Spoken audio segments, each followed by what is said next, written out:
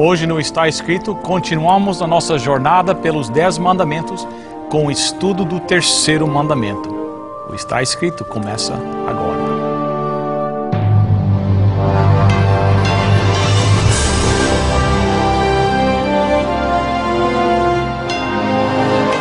Venceu a prova do tempo. O livro de Deus, a Bíblia. Ainda relevante neste mundo complexo. Está escrito, partilhando mensagens de esperança ao redor do mundo.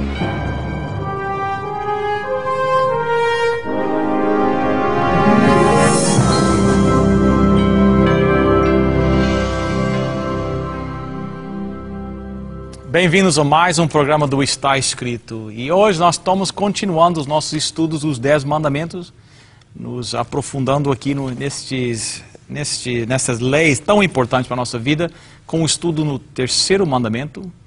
De novo conosco o Dr. Alberto Tim. Muito bem-vindo, doutor. Um prazer. E o nosso convidado especial, o pastor Alexandre Vaz, da Flórida. Pastor, bem-vindo. Muito obrigado. Quem sabe, para os nossos telespectadores, explique um pouquinho quem você é, onde é que você nasceu e onde está trabalhando como pastor agora. Okay. Eu nasci na cidade de São Paulo e vivi nessa cidade boa parte da minha vida. Saí depois para o interior. Depois voltei para São Paulo, para um seminário adventista, onde ali fiz o curso de teologia. O Dr. Albertinho foi meu professor também, é um prazer tê-lo aqui. E depois de 10 anos de ministério no Brasil, eu decidi vir aos Estados Unidos para estudar. E ao concluir um mestrado, recebi um convite para trabalhar na Flórida. Já faz 7 anos que trabalho como pastor ali, pastoreando como associado na igreja de Brazilian Temple em Fort Lauderdale e Miami também. Que bom. Bem, muito obrigado por ter aceito nosso convite para estar aqui no Está Escrito. É um prazer. Então, um aluno, vamos ver a preparação que ele recebeu do professor, né? Hoje nós estamos estudando o terceiro mandamento, né? Que se encontra Êxodo 20, verso 7. Não tomarás o nome do Senhor teu Deus em vão, porque o Senhor não terá por inocente o que tomar o seu nome em vão. Interessante isso. O que significa tomar o nome de Deus em vão? Porque, para assim, uma leitura assim, superficial, pelo menos a aplicação mais comum é para não usar o nome de Deus. Nós usamos expressões, por exemplo, em inglês, não sei se em português também existe, onde o nome de Deus é usado quase como para xingar, né? Então, o pessoal às vezes tenta ficar só nesse elemento, né? Só nessa parte do mandamento. Mas o que significa tomar o nome de Deus em vão? Bem, nós temos aqui nesse mandamento, que parece ser tão simples, muitas cláusulas ou muitos elementos ou componentes, como você quiser, significativos. Em primeiro lugar, a palavra Deus em si. Na Bíblia nós temos muitos nomes para Deus diferentes e títulos também. Eu tenho até um livro grosso só sobre nomes e títulos para Deus na Bíblia. Então, cada nome expressa uma característica, um atributo de Deus em si. Mas aqui se refere mais ao nome sagrado deles, que em português se usava a expressão Jeová, que praticamente está caindo em desuso porque a gente sabe que é uma transliteração não bem correta.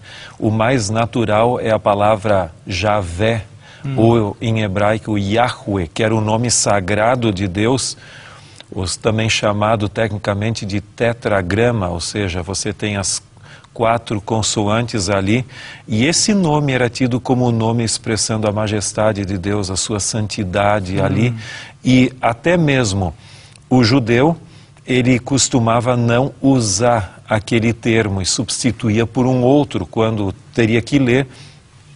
Alguns, pelo menos, dos copistas da Bíblia, quando escreviam o nome sagrado de Deus, pegavam uma pena especial ali como uma demonstração de respeito a Deus. Então, esse nome é importante.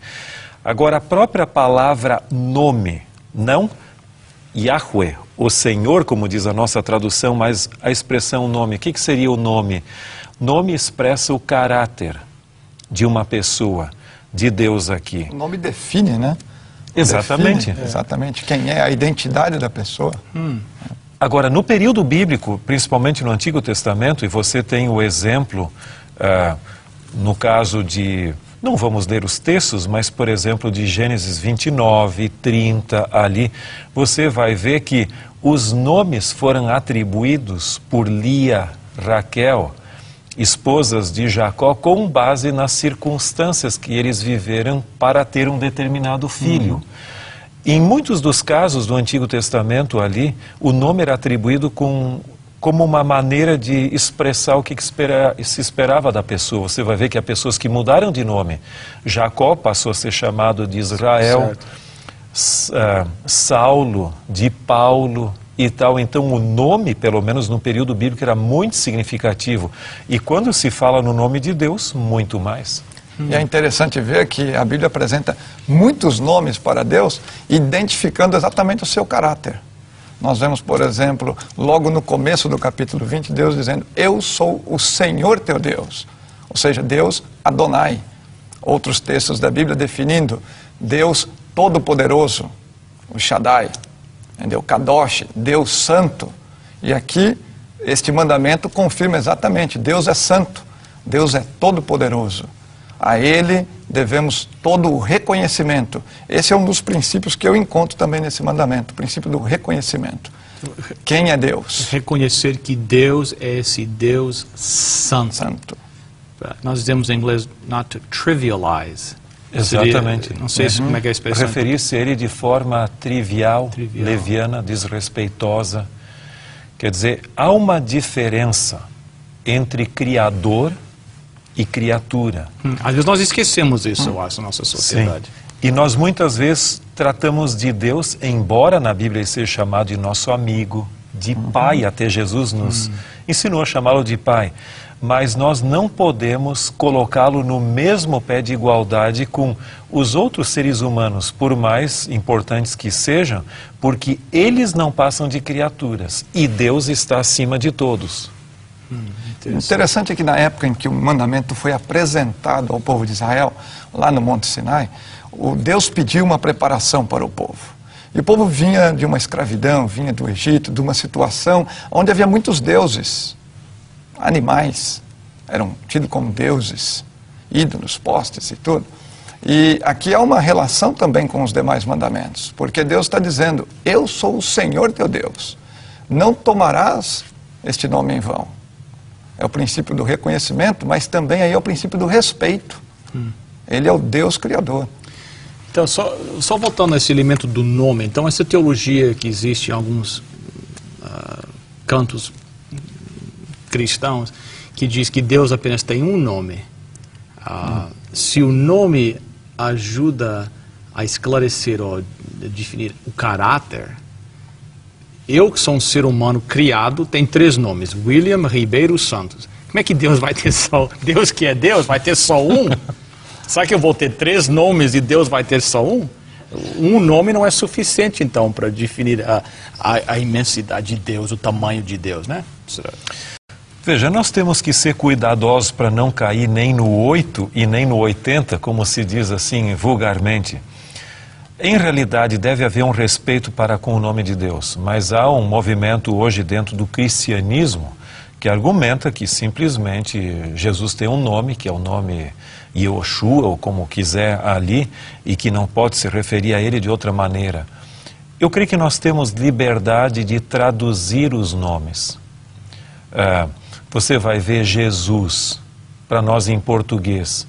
Se eu usar só os nomes em hebraico ou grego, ou seja lá o que for, nem sempre fala. Eu posso me referir a Deus como Deus, porque a própria Bíblia não fala de um só nome. Esse é o nome que é tido como o nome sagrado dele. Mas se a Bíblia usasse só um nome, essa teoria talvez até teria sentido. Mas como a própria Bíblia você encontra vários, e o pastor Alexandre mencionou alguns deles, entre outros que existem qualificativos ali, nós também, se a Bíblia coloca, nós também estamos autorizados a usar. Mas tudo dentro de um padrão bíblico e respeitoso. Há títulos que Jesus chama de o pastor, por exemplo. Ele chega a usar metáforas. Por exemplo, a ideia do pastor é uma delas. Sim, lógico.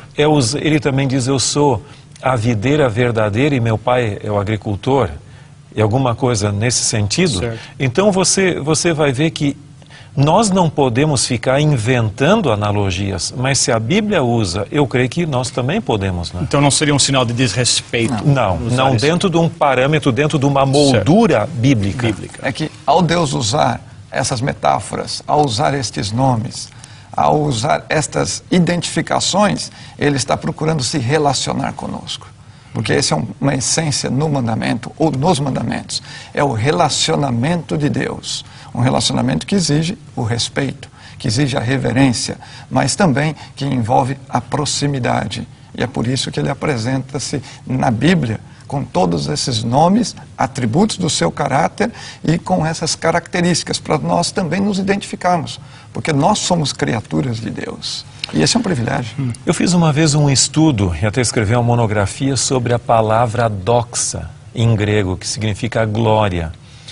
E analisando vários textos bíblicos, você chega à conclusão que a palavra glória, que tem a ver com a glória de Deus, é como se fosse um diamante multifacetado, onde você tem um lado, outro lapidado ali certinho. Assim a palavra glória.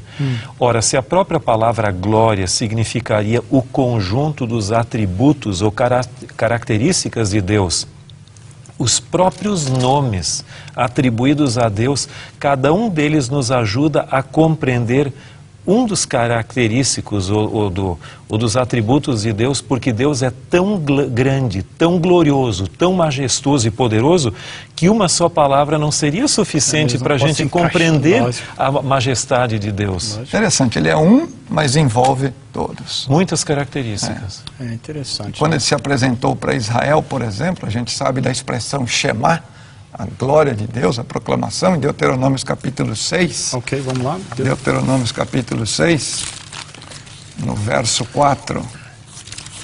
6, 4. Está dizendo aqui: ouve, ó Israel, o Senhor, nosso Deus, é o único Senhor. Aí ele vem dando um conselho aqui, ou um imperativo, né? Amarás o Senhor teu Deus de todo o teu coração, de toda a tua alma, com toda a tua força. Existe um paralelo entre esse texto e o terceiro mandamento. Okay. Porque esse texto fala de amar a Deus com todo o nosso entendimento, com toda a nossa alma, com toda a nossa força.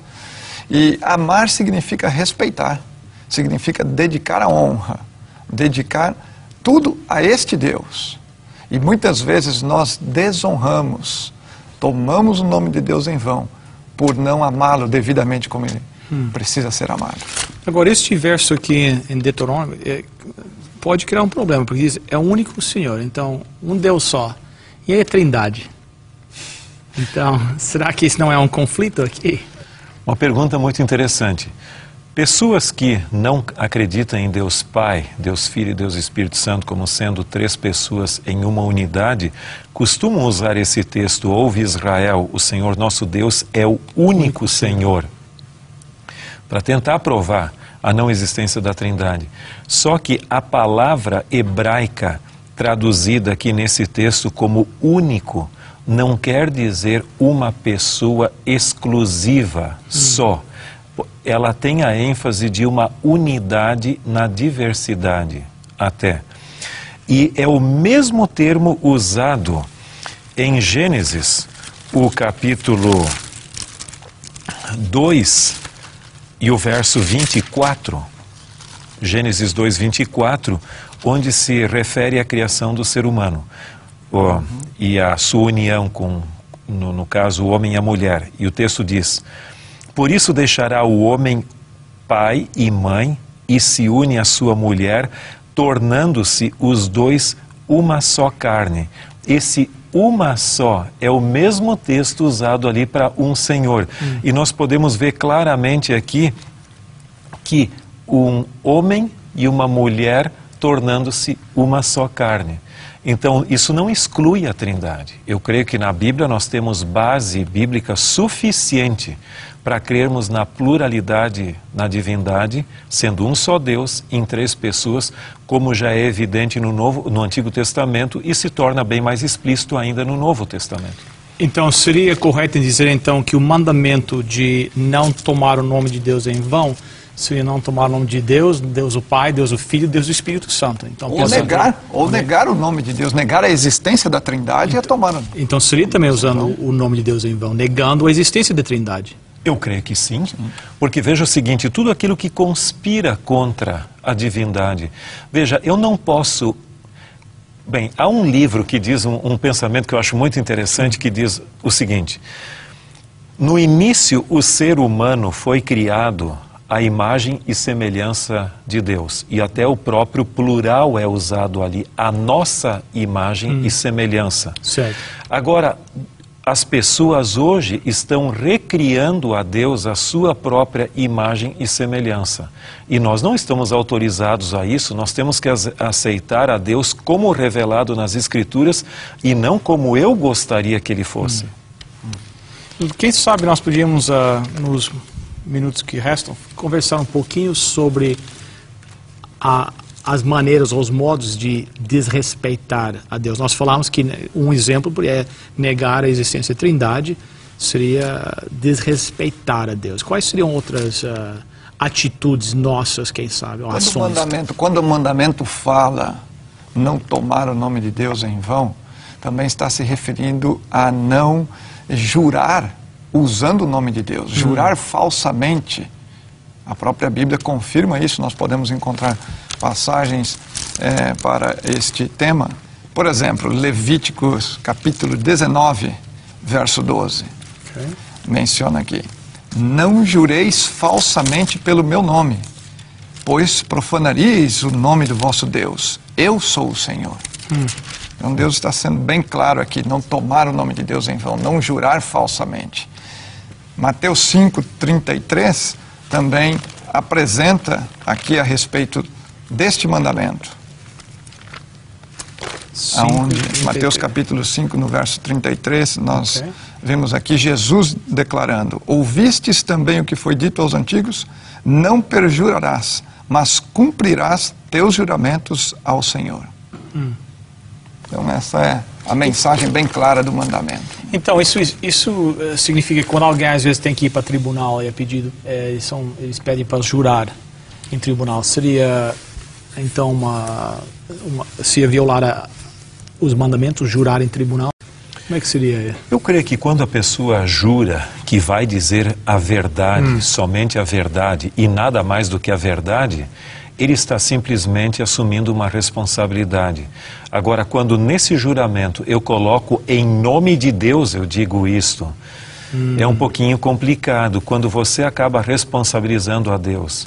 Eu já ouvi pelo menos falar de advogados de defesa, por exemplo, que dizem assim: assim como Cristo foi injustiçado na sua época, falsamente, este meu aqui indivíduo também está sendo falsamente acusado e cabe a vocês a decisão. Nós não podemos, eu acho que, usar a Cristo, envolver Cristo e a Deus nesse tipo de questão ali. E temos que ser respeitosos nisto. Acho que a nossa palavra não deve depender ou comprometer a Deus em nossa atitude. Então, só recapitular, né? Negando a existência de Deus, a existência de Jesus, o Santo Espírito, a Trindade, seria violar o mandamento, jurar falsamente. Quais seriam outros exemplos, então, de usar o nome de Deus em vão? Eu creio que um exemplo também que ocorre muitas vezes é o excesso da repetição do nome de Deus levianamente. Como você diz, meu Deus. Certo. Acontece uma coisa ruim, você já, meu Deus. Acho que não precisaria usar isso. Você pode ter outra forma de exclamação alternativa, mas não dessa forma. E há pessoas que na própria oração, quando oram, Senhor isso, Senhor aquilo, Senhor aquele outro, que chega até quase que doer o ouvido de tanto se repetir a palavra. Eu creio que qualquer alusão à divindade que demonstre certa leviandade ou certo desrespeito deveria ser evitado.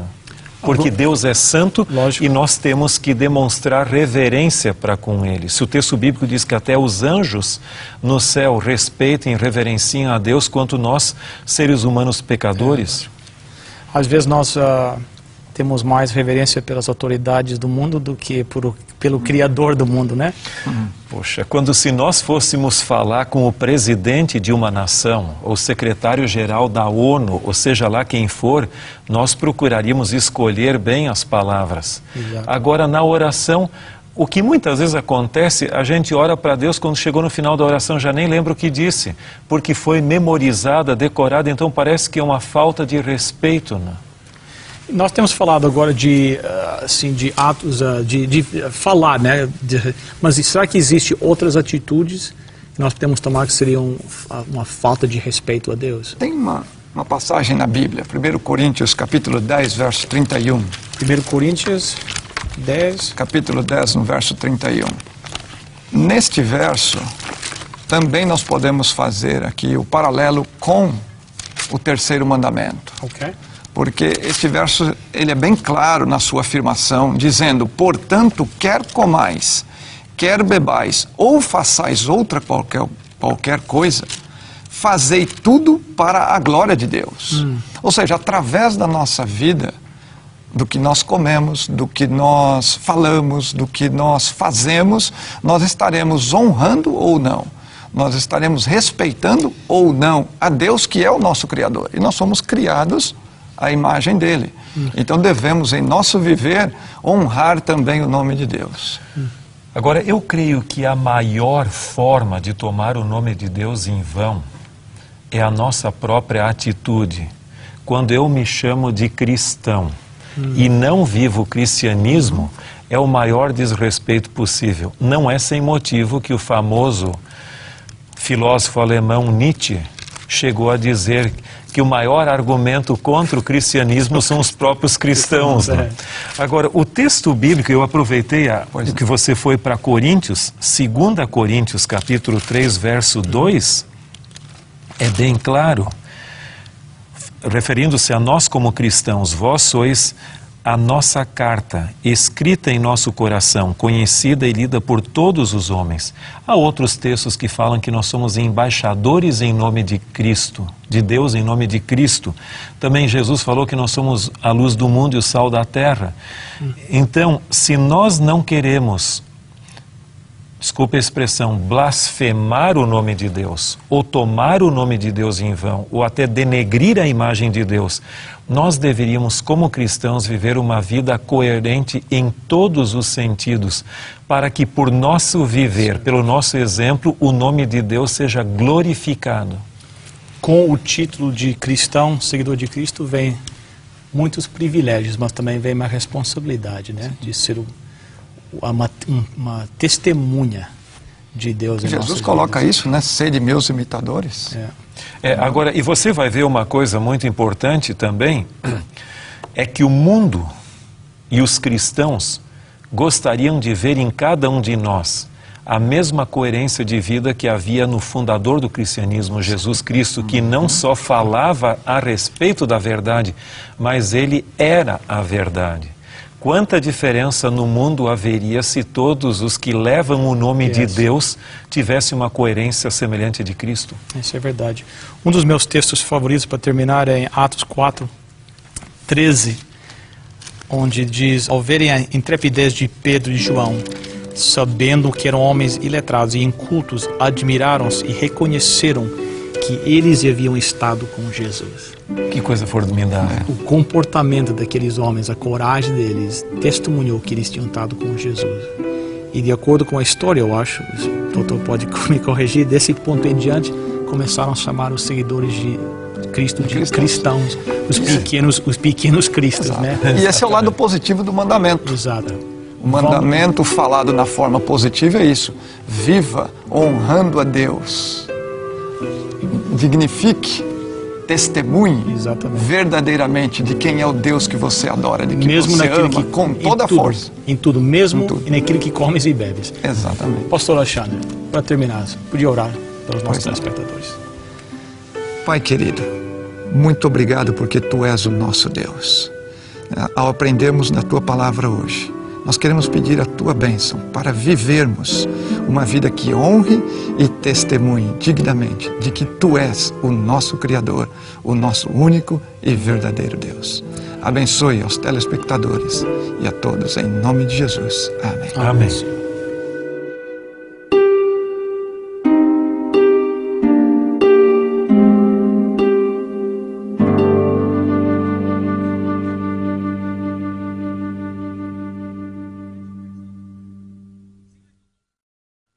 Bem, chegamos ao final de mais um programa do Está Escrito. Queremos agradecer a sua participação conosco e agradecer a participação dos nossos convidados especiais. Pastor Alexandre, quem sabe um pensamento para terminar o programa? Um dos pensamentos que me veio à mente foi de Alexandre o Magno, que chegou para um de seus soldados, que também se chamava Alexandre, e falou: ou você muda de atitude ou muda de nome. Nós somos filhos de Deus. Vamos viver uma atitude como filhos de Deus, para vivermos eternamente com Ele. Amém. Que seja a realidade da vida de cada um de nós que se chamam cristãos. Nosso desejo é estar aqui na próxima semana. Espero que vocês estejam conosco. Lembre-se de visitar nosso website, estaescrito.ca. Até lá, está escrito: nem só de pão viverá o homem, mas de toda a palavra que procede da boca de Deus.